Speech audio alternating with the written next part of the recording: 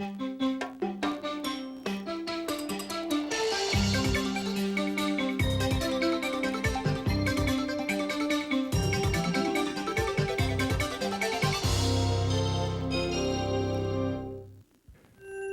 through the ruins of the past and the theories of the present.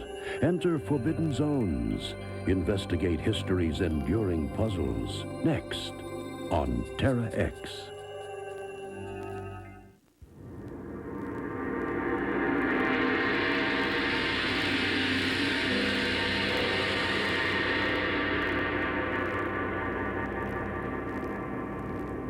They stare at us out of the past. Ghostly skulls decorated with feathers. These are mummies of the long-vanished Incas, buried here more than 600 years ago. The Incas believed in life after death, and like the ancient Egyptians, believed the body had to be preserved.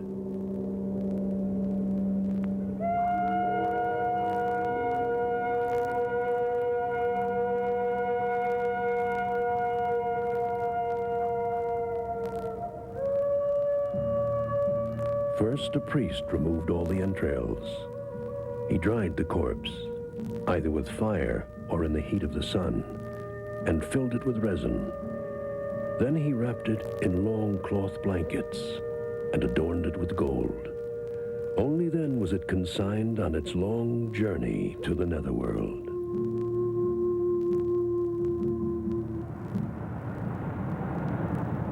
The mummies are the most haunting relics of the once great Inca civilization. At the Free University of Berlin, modern science is helping unlock the secrets of the burial rituals that were once so closely guarded by the Inca high priests. A 600-year-old mummy is brought in for examination.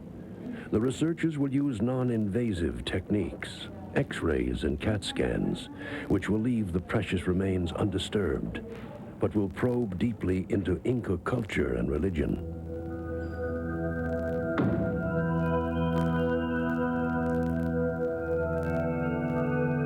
The mummy is from Peru.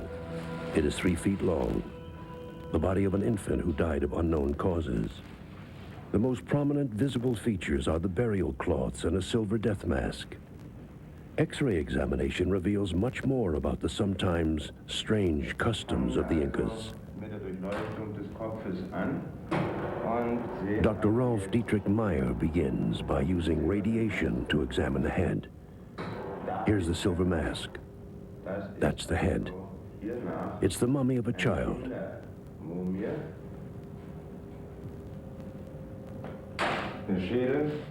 Here is the skull. Above that, a metal needle which is invisible to the naked eye.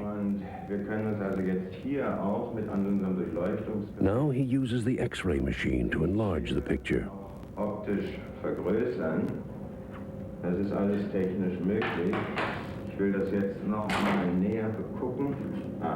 Those are the eye sockets.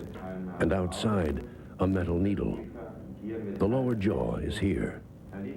There is a silver metal plate inside the mouth. This was given to the dead.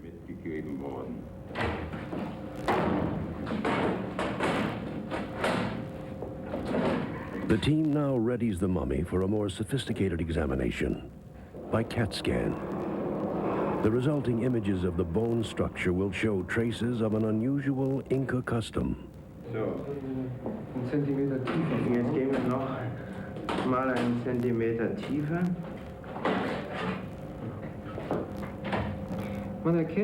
Professor Bernd Herrmann recognizes a child's skeleton stretched out. The skeleton won't help to determine the gender of a child this age. On a closer look at the skull from a side angle, he sees it's been artificially deformed. In ancient Central America, especially Peru, this was a common practice that began in infancy. After the child died, it was believed he would cross the dark river of death into the other world. Rivers and streams shaped the history and daily life of the Incas, so it's only natural they are prominent in Inca mythology.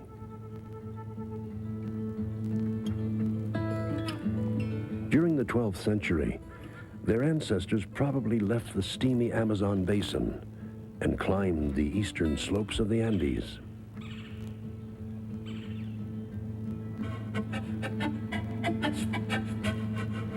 They passed through narrow canyons, crossed mountain rivers, and traversed windy mountain passes layered with ice.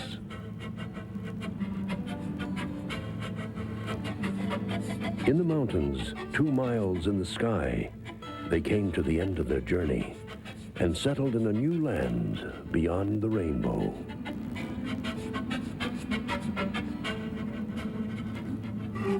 The first prince of this new dominion called himself Inca, in honor of the sun god, and that is how the nobility and later the whole people came to be known.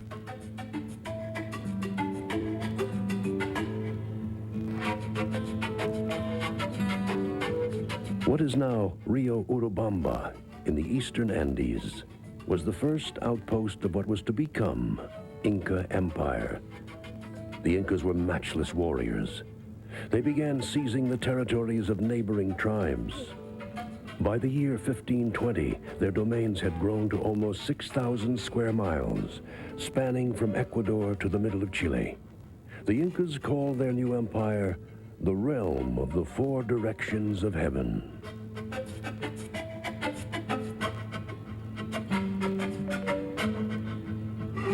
The Incas devised a remarkable network of roads connecting the 4 imperial provinces with the capital, Cusco. At an altitude of nearly 11,000 feet, it's hard to imagine a more unlikely or majestic place as the seat of a great empire. The architecture of the city was destroyed centuries ago by the Spanish conquistadors, who tore down the temples and replaced them with their churches and monasteries. But sometimes the new structures were built on old Inca foundations. These stone walls have seen countless earthquakes, fires, and wars. Even the conquistadors, fanatical and destructive though they were, could not completely wipe out the incredible achievements of the Incas. Terra X will return in a moment. A world away in Australia, Monday at 10 Eastern. The Lamborghini Diablo, 202 miles per hour. The Lockheed SR-71, Mach 3. The Fountain Lightning, 114 miles per hour. The IBM PS2, featuring the SLC processor, the fastest in its class, proving that records aren't only broken in the air, on the track, and on the water, but on your desk. The PS2 SLC.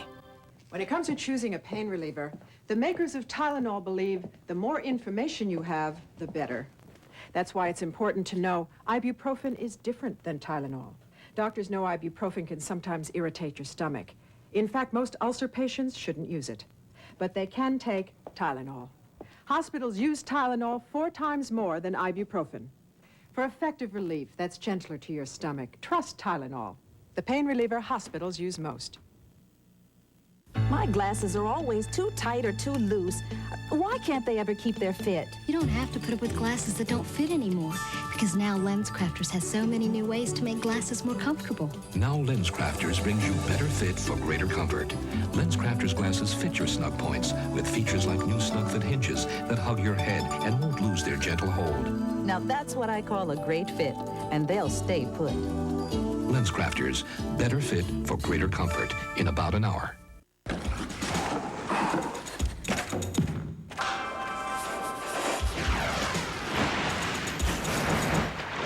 This year, Kraft is helping to feed our athletes as they train for the 1992 U.S. Olympic team, giving our best as they give theirs. Because we know after a hard day's work, there's nothing better than coming home to a good meal. Kraft, setting the training table for the 1992 U.S. Olympic team. It's a powerful portrait of our planet. A closer look at the world we live in. Great nature photographers provide us with scenes we might not ever see on our own. The mysterious world, the frightening world, the beautiful world, the natural world. Mondays at 8 Eastern, only on the Discovery Channel. We now return to Terra X.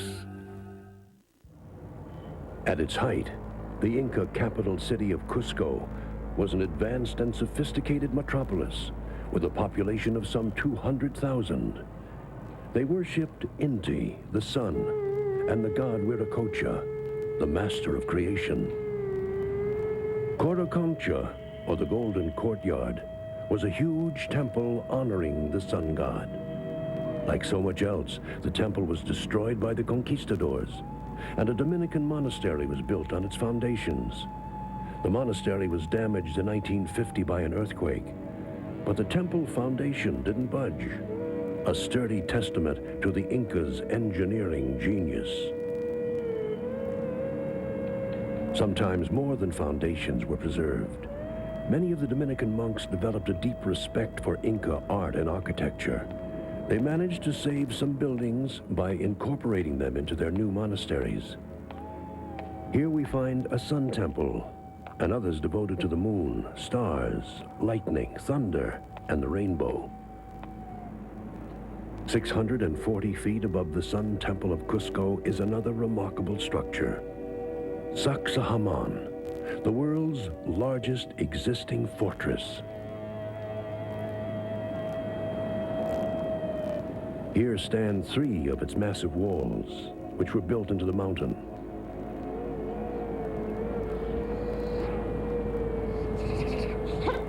The lowest wall is the strongest. Huge boulders were probably brought here on wooden rollers from nearby quarries. The Incas started building Sacsayhuaman around 1470. They used a combination of naturally shaped and precisely carved stones. The result was a fortress that was truly rock solid.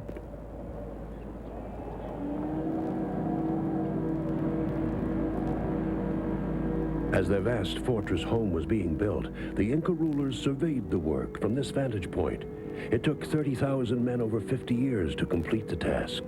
This strategic masterpiece proved impregnable until arrival of the conquistador Pizarro. The invading Spaniards thought the Inca temples were the work of the devil.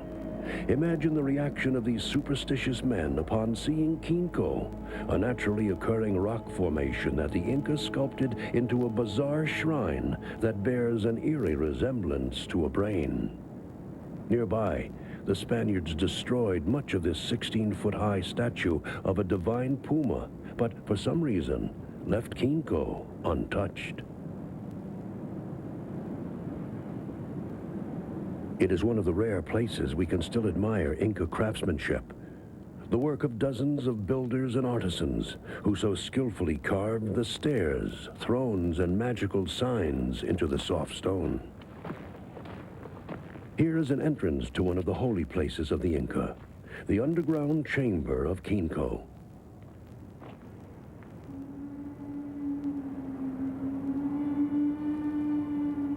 This interior was carved out of the rock. Mummies rested on stone benches and pedestals. Worshippers prayed to the spirits of the earth in front of this large altar.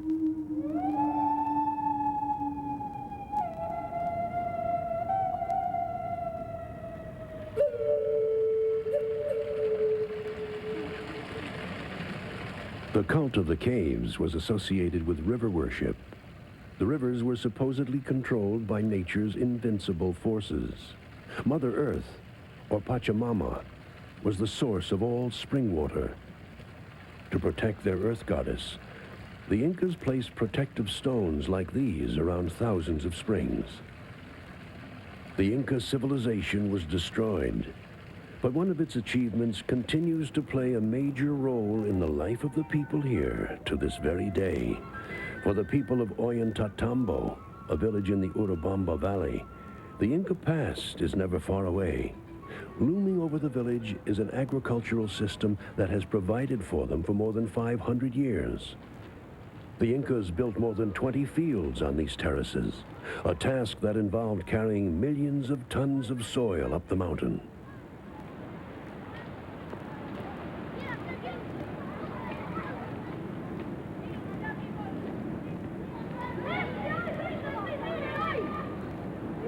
This huge engineering project dates back to 1450, when the Incas were battling with tribes from the Antisuyu jungle. These fortified terraces had a military purpose, to provide a secure food supply that would see the Incas through any siege.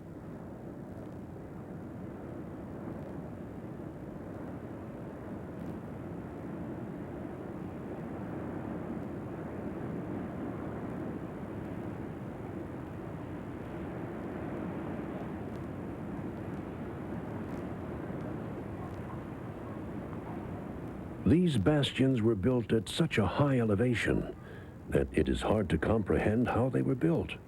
Yet the Incas succeeded in pulling off this incredible technological feat. They quarried the building material from the other side of the river, then transported it here, probably on wooden rollers.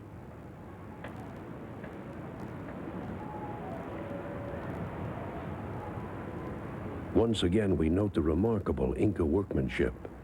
The stones are carved to fit together precisely, providing the sturdiest of foundations. When the Spanish arrived here, 3 years after the conquest of Cusco, the fortifications were still unfinished. The Indians retreated in terror, leaving these stone blocks strewn about the countryside, where they have remained untouched to this day. Terra X will return in a moment. Best of the BBC, Sundays at 8 Eastern, only on the Discovery Channel. Sure, these frozen yogurts appeal to my healthy side, but I'm looking for pure taste. Breyers first. Ripe strawberries. So refreshing, I forget I'm eating healthy. My taste buds are crying out, yes, yes! No! All natural Breyers frozen yogurt, now in chocolate and vanilla single-sized cups at Burger King. So real you can taste it. If you want to paint like a professional painter, you need to develop all 5 senses. Your sense of color, your sense of balance, your sense of pride and craftsmanship, and most importantly, your sense of direction. There's only one paint this good, and there's only one place you can get it. The pros know. Ask Sherwin-Williams. Glide through the oceans. Experience combat at sea.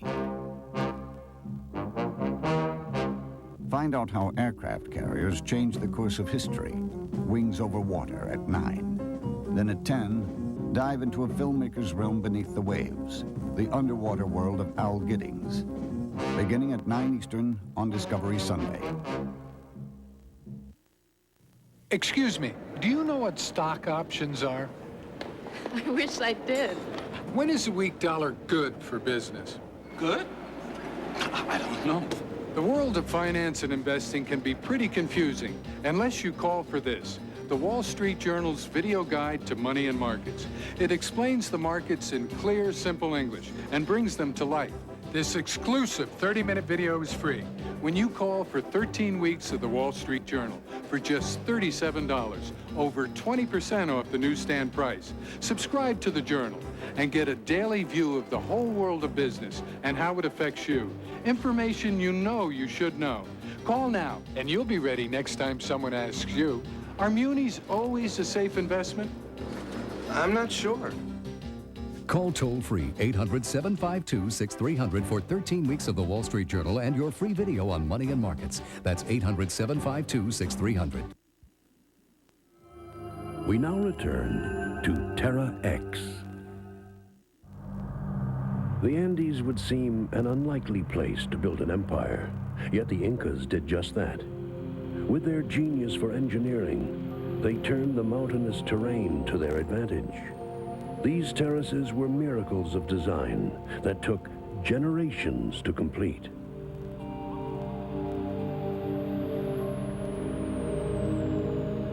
First, they cut into the side of the mountain at a 90-degree angle and scooped out a rough plateau. Then support walls were built, and gravel and sand were spread to prevent erosion. Then came a layer of porous pumice, and finally a layer of rich soil. A built-in irrigation system provided the fields with water during the dry season between May and October. The irrigation system was a model of ingenuity, so efficient and durable that it's still in use today.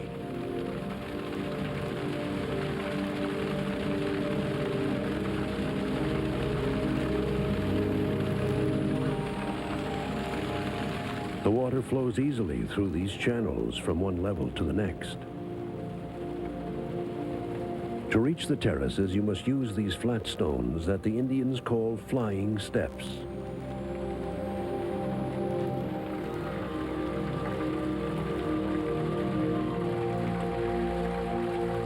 In the remote village of Tipon in the Sierra, farmers still work the rich soil of the Inca terraces in exactly the same way their ancestors did. In 500 years, the methods and the tools have not changed.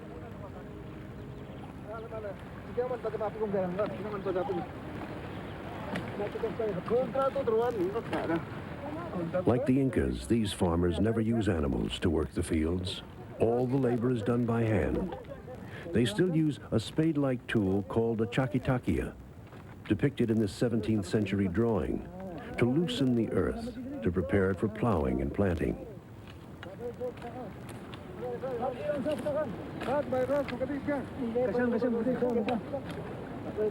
These Indians are breaking apart the upper layer of earth, while the others turn over the sod and uncover good powdery soil.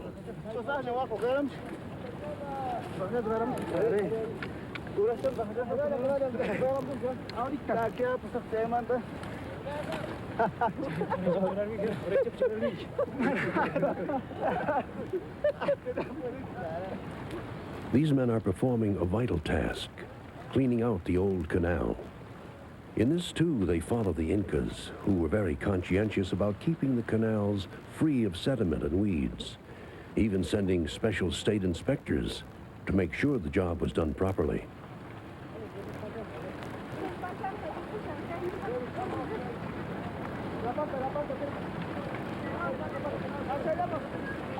At the same time, the farmers are performing another important task, diverting water via a side channel to where it is most needed.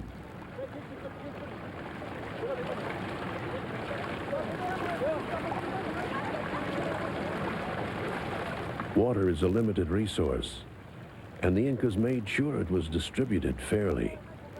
At village meetings, the Indians decide how much water each field will be allowed.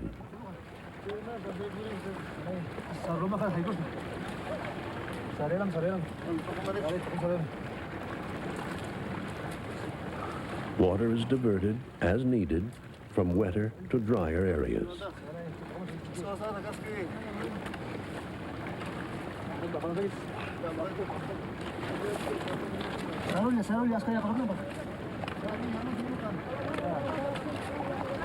These stones act as valves.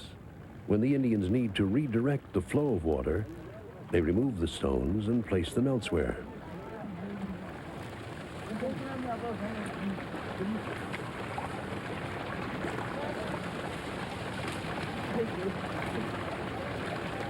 The canal's main channel is purposely blocked with plants that strain out debris.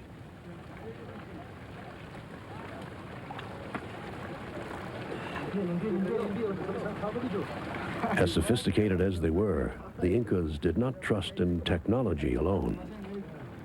These large basins were used for sacrifices. The Incas would ask the spirits of the earth to give them a bountiful crop.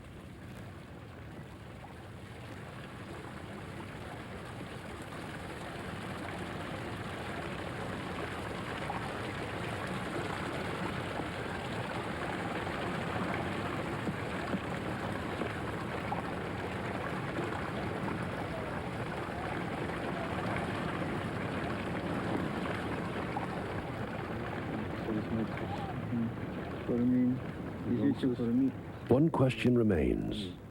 How was this remarkable irrigation system built?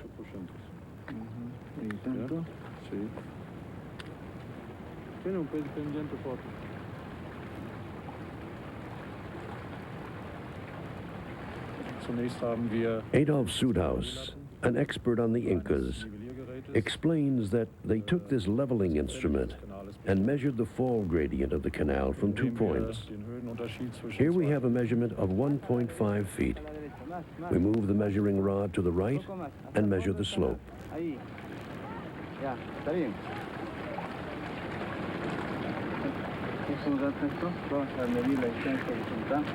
To determine the fall of the canal, we measure the distance between these 2 points. That gives us the ratio between the slope and the distance. Zwischen Höhenunterschied und Entfernung ergibt sich das Gefälle dieses Kanales. According to the calculations, the fall gradient is 1.8%. This is similar to our measuring requirements today. For a canal this size, the Incas built an extremely solid structure. Many of these ancient Inca canals are built so well that modern hydraulic technology can scarcely improve on them. The Incas were a people who believed in eternal life, but their civilization was fated to suffer a sudden and unnatural death. Still, their magnificent achievements could not be eradicated, not even by a vast army from a strange world across the sea. The remnants of the Inca past will always survive to inspire and to haunt us.